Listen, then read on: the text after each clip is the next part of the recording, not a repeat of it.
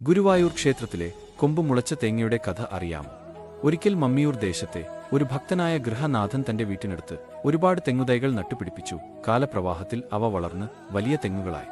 അവയിൽ ആദ്യമായി ഫലവത്തായ തേങ്ങാക്കുലകൾ ഉണ്ടാവുകയും ചെയ്തു. ആദ്യമായി ഉണ്ടായ തേങ്ങാക്കുലകൾ ഭക്തനായ ഗൃഹനാഥൻ ഗുരുവായൂരപ്പൻ സമർപ്പിക്കാൻ തീരുമാനിച്ചു. അങ്ങനെയിരിക്കെ ഈ തേങ്ങാക്കുലകൾ ആ നാടിന്റെ ജന്മിയുടെ കണ്ണിൽ പെട്ടു. ആ കുലയിലെ മുഴുവൻ തേങ്ങയും തനിക്ക് വേണം എന്നായിരുന്നു അദ്ദേഹത്തിന്റെ ആവശ്യം.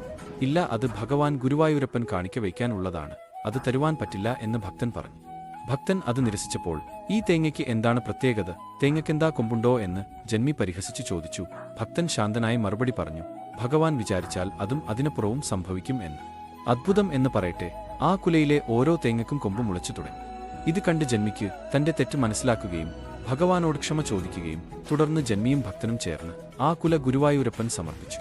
വർഷങ്ങളോളം ഈ അദ്ഭുത തേങ്ങ ഗുരുവായൂർ ക്ഷേത്രത്തിലെ കിഴക്കേ ഗോപുരത്തിൽ ഐശ്വര്യചിഹ്നമായി തൂക്കിയിരുന്നു. പിൽക്കാലത്ത് ക്ഷേത്രത്തിൽ നടന്ന നവീകരണത്തിന്റെ ഭാഗമായി ദേവസ്വം മ്യൂസിയത്തിലാണ് ഈ തേങ്ങയുള്ളത്.